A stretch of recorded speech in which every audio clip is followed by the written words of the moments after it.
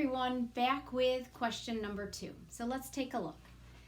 Nancy sold half of her comic books and then bought 7 more. She now has 18. How many did she begin with?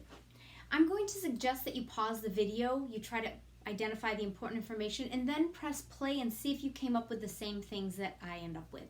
Okay? All right, so I told you I like to identify what we don't know first, so I look at the question, how many did she begin with? So we want to know what she started with. I'm going to set that to a variable. This time I'm going to choose B for begin. Nancy sold, half is a number, so I will circle it and I'm going to write the number down of her comic books. Then she bought 7 more. She now has 18. So how many did she begin with? Well, we know that this is where she starts out with. So when we're setting up a problem, think of the character. She begins with some comic books. Then she sold half of them. Now you can multiply this by half, or if you so choose, you can say B divided by 2. Both of these, remember, are the same thing. Then she bought 7 more.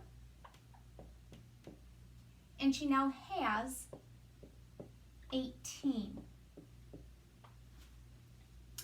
Now, I want you to recognize the difference between the last one we did.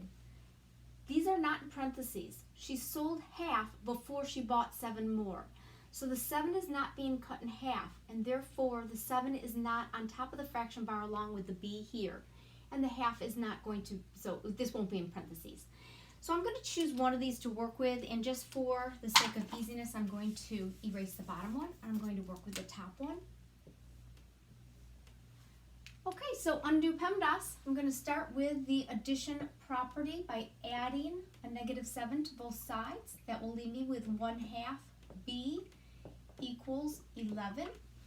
And then I'm just going to multiply by the inverse, which is 2/1, also known as 2.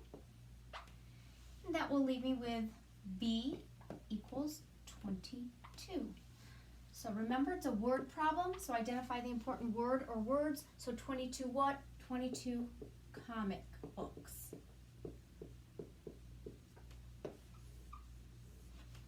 There we go. I'll see you in a moment.